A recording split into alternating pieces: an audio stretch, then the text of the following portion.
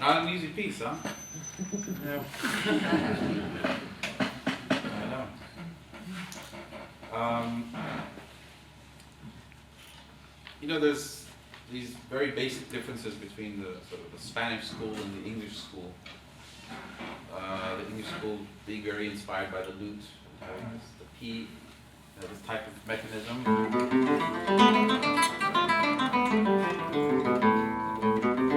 As opposed to the Spanish school, which is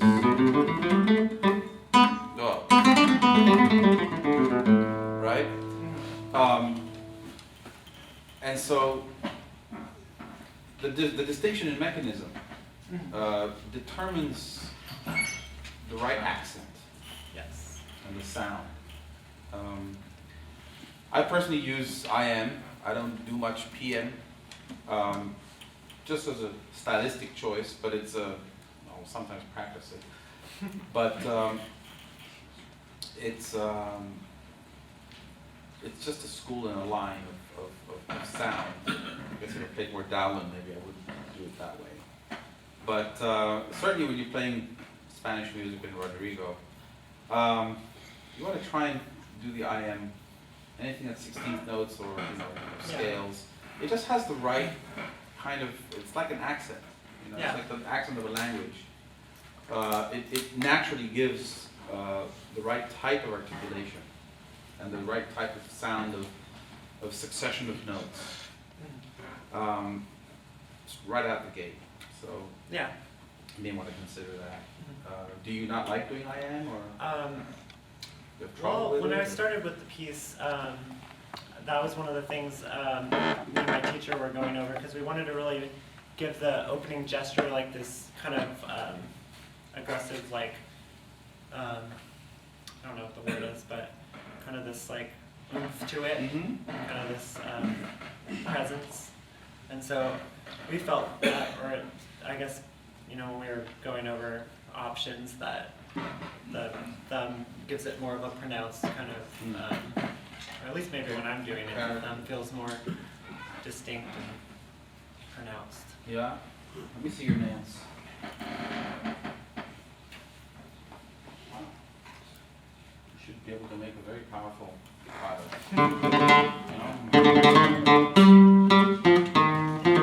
Yeah. Try it. Also, closer to the bridge. Okay.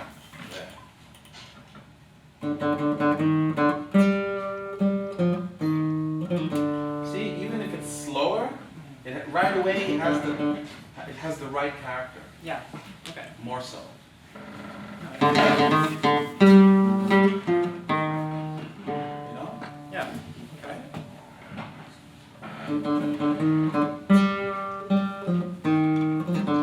Good. See if you can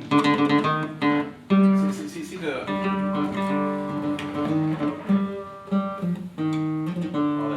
Exactly. See that's something I really can't explain, but it's just the Spanish way. Okay. You know? Yeah, no, the accent, the way, you know, how there's a big connection between the phrasing of a piece of music that is very tied to its nationalistic roots, and the type of articulation that exists in the natural course of the language, just the way the language is. Yes. It kind of puts a smile on my face when I listen to, driving over here, I was listening to that's the only station I could catch on the radio, was some country, some hardcore country. And then you listen to how they sing and how they pronounce the words, and you listen to the guitar solos, and it sounds exactly the same.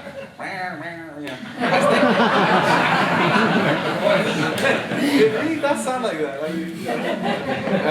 And it just proves my theory. Yeah. So, I mean, and of course, you know, oh, Ponce, well, he's Mexican, that's a different accent. You know, it's the Latin American, South American accents within themselves sound different, and all of them together sound way different than the Spanish accent. And so there's something to the syllabic rhythm that exists in every language that gives away, it's a big lesson in phrasing and articulation that really should naturally and intuitively inform your dynamics, you know, in your phrasing in that piece of music. Every language, they have different levels of dryness, or they cadence in different ways at the ends of phrases. Yeah. And that's a very big indicator in terms of musical expression. You know, if you're playing Argentinian music, any kind of milongas or tangos, they have a very different type of sensuality. It's not like flamenco or Rodrigo. Yeah. You know, and the Spanish has this dry crispiness. So this, you know, this can only sound Spanish. It's a very Spanish piece. It's Rodrigo. He's very, very Spanish. Yes. I think I made that point. So anyway, I just wanted to take some to explain, you know, kind of a little bit why. And the same if you're playing Brazilian music, and you know, tonight we'll have an amazing opportunity to hear Monster do it. I mean, it's as authentic as it's going to get. And there's that wildness, you know, that exists in Brazilian music, and the sensuality in their language that completely comes through in their music. Yeah. You know. So anyway, I think that's kind of a general across the board, you know, good approach in general. So anyway, I would love for your left hand to be a little more. You're a little bit confused as to how to use the maximum leverage in your left hand. You're not aligned, right? And therefore, you're using the wrong muscles in the wrong way to achieve something. So you're working 5 times as hard. Let me. Why don't you put your hand on the guitar, kind of in position of playing, and I'll tweak it. Now, so a little bit more, like so.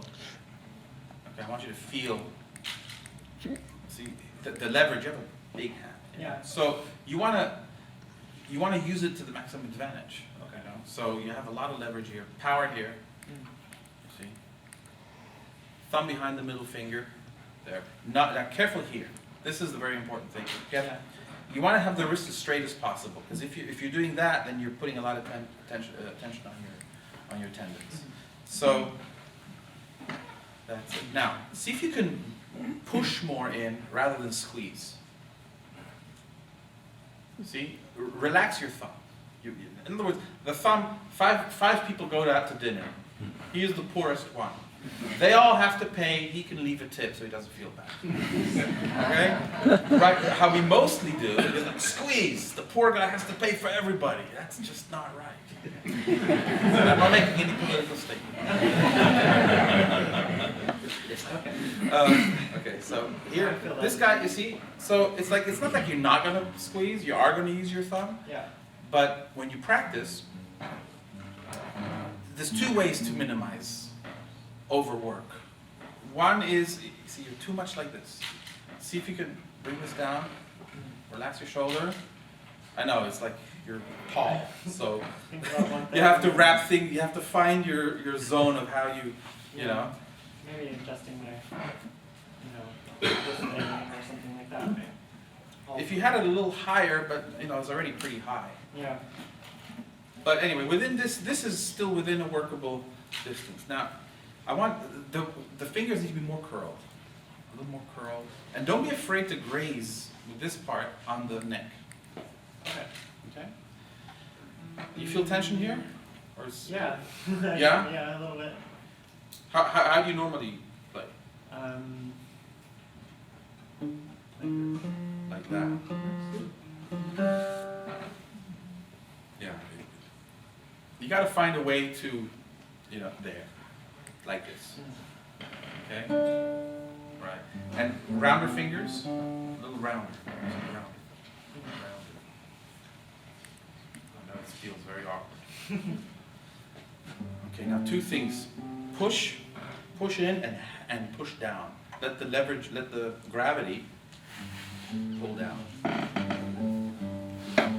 Like imagine your fingertip is like the tail of a monkey wrapped around a branch. Okay. And that, think of it. He's got his tail wrapped around the branch and he's like swinging. The rest of his limbs are free. That's how we have to feel that. Yeah, there's definitely a lot less strain. There is? Yeah, it feels. Okay. And this is something that you need to, when you practice it, of course you do it with exercise, not right away with a piece. Yeah. Okay. Cool. Try and see if you can implement that intuitively on the fly kind of thing. Just try it. Okay. Just try it. Should I work on the IM or should I just not work on the IM? Okay. Yeah. At your own pace.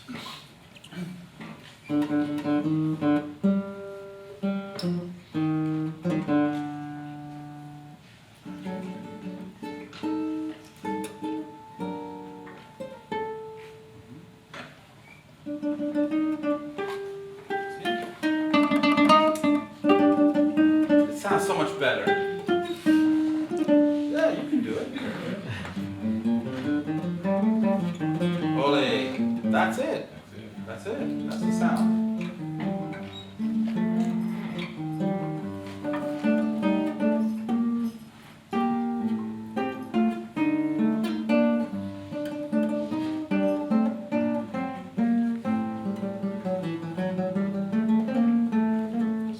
Same thing. Yeah, I feel like it just keeps wanting to float back. Yeah, exactly. Yeah.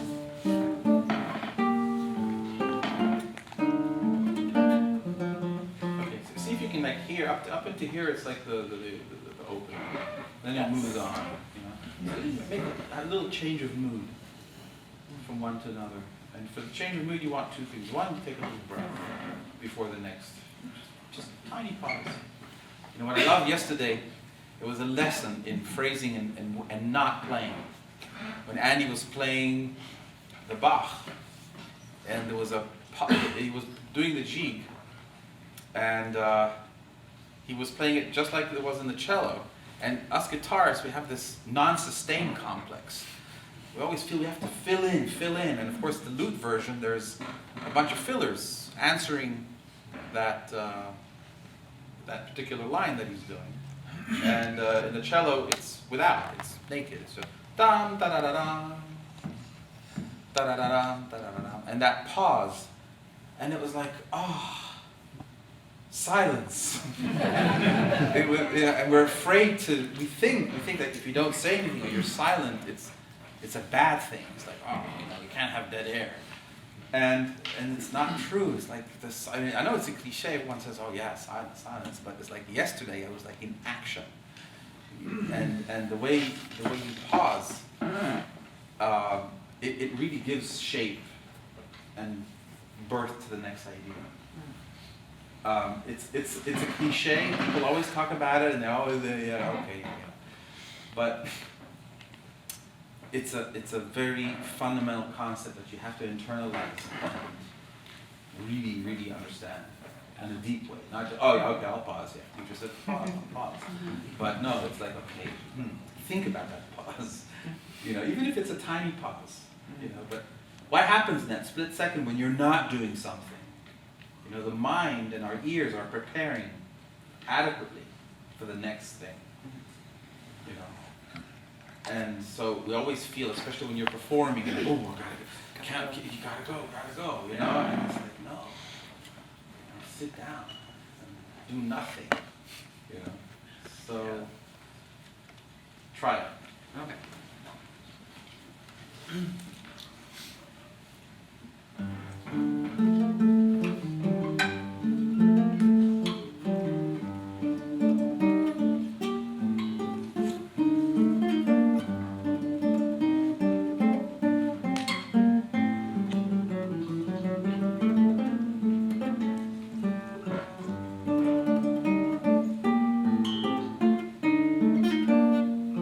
Very good. Yeah, here maybe you can.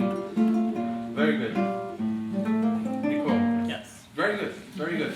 I was just gonna make another suggestion. Okay. When you go to the higher part,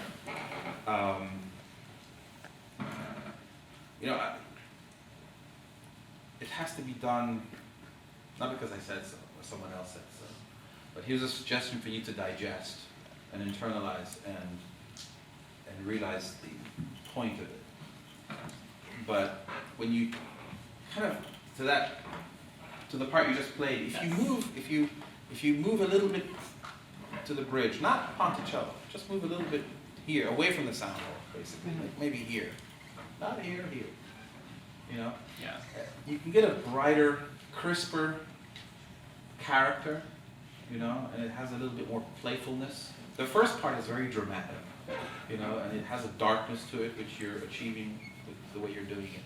But then that next part has a little bit more of a playfulness to it, and it'll be easier to achieve if you move here, Yeah, especially on the upper notes, make them kind of sing out. Exactly. Why don't you try that? But I love that pause. That pause was like, oh. I mean, it was tiny. It was split second, but it's amazing how, you guys felt it? That's scary. All those pauses are scary. Yeah, right?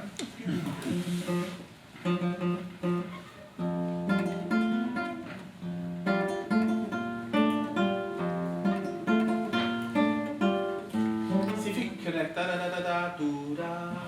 That's more legato, yes. Yes. Yeah, I feel like, because I'm trying to make the bass line, differentiated and not overlapping the notes, and then having that one, the upper line, ringing out. So it's like doing two things at once. Like seven. Yeah. It's okay. We're at 5 minutes now, Maestro. Okay. Let's talk a little bit about that the slow part. Very nicely done. Very nicely done. Here, I'm going to just contradict what I just said. Okay. Wait for I it. do that.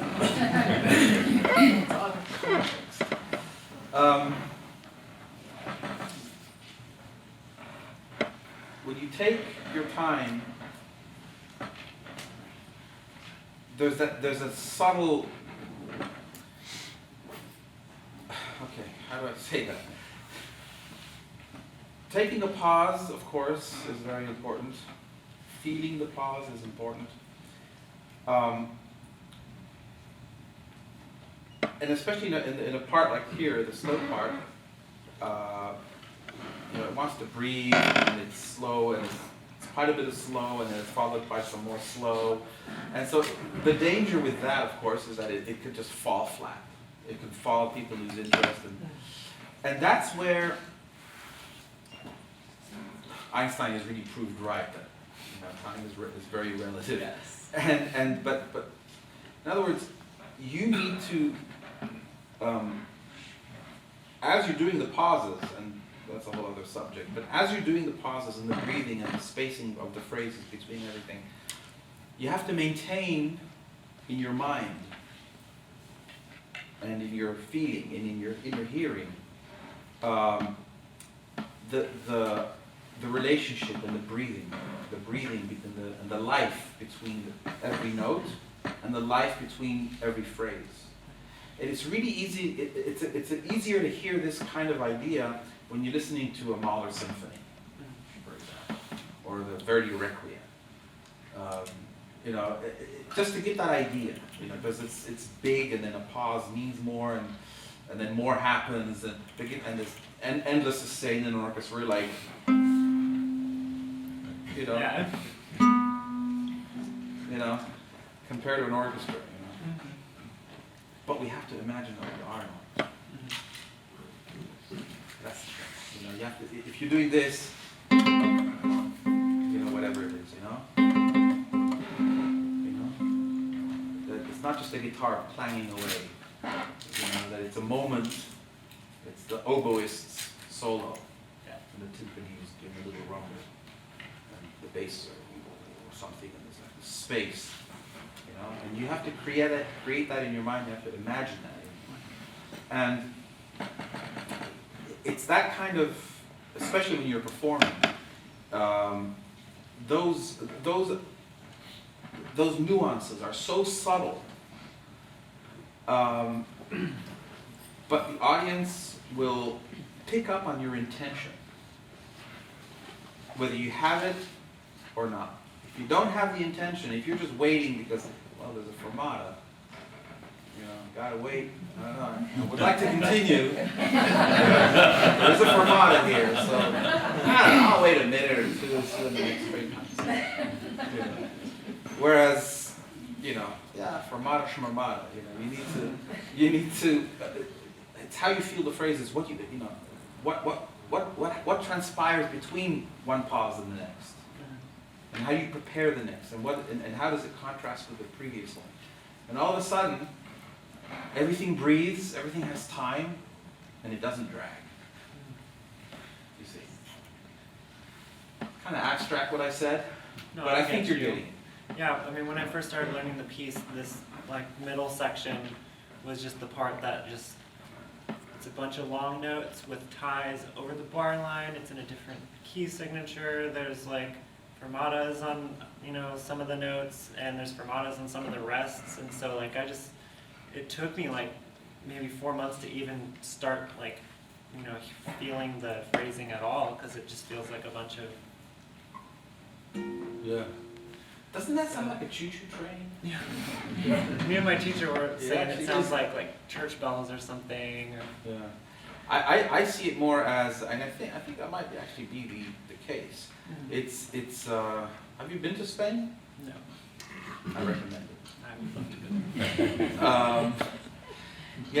It really, Rodrigo here masterfully has captured the atmosphere, the dryness of the campo, of the fields, and you just driving along and you see the farmers there collecting their hay or whatever it is, and then this chord,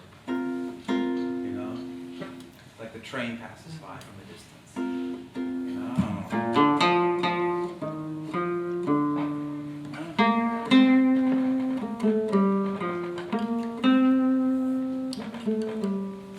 whatever it is. Yeah. So they're like very, it has to have a very, sophisticated simplicity to it. It's simple because they're campesinos, they're farmers. Yes. But it's sophisticated because they're very pure. I once went to, in Granada, I was staying at Indila. It's on the Sierra Nevada in the mountains. And I went one day, man, I learned the lesson of how the farmers work, what a day's work that was. I was a child that I could never sleep. I was always active. I was running around. I never got tired. I went on a one-day work with this guy, with this farmer. I came back on his horse and carriage, and I don't remember being so tired in my life. It was so unbelievable. You know, I was dead. And I remember that guy. I remember that farmer, and he was this, you know, this simple man, but he was wise. He really was wise. He was no dummy at all. He had this incredible connection to nature and his wisdom and his tradition and everything. And when you meet those people, then and you hear them talk, and you would sing flamenco on the ride back home. I remember because I was trying to sleep, and that's how he kept me awake. But that brashness, it's brash, but it's sensitive at the same time. You know. Yes. And so that's kind of the vibe that happens there. Okay. You know. Yeah, I get that. But anyway, I think we need to move on to that. All right. So thank you very much. Thank you.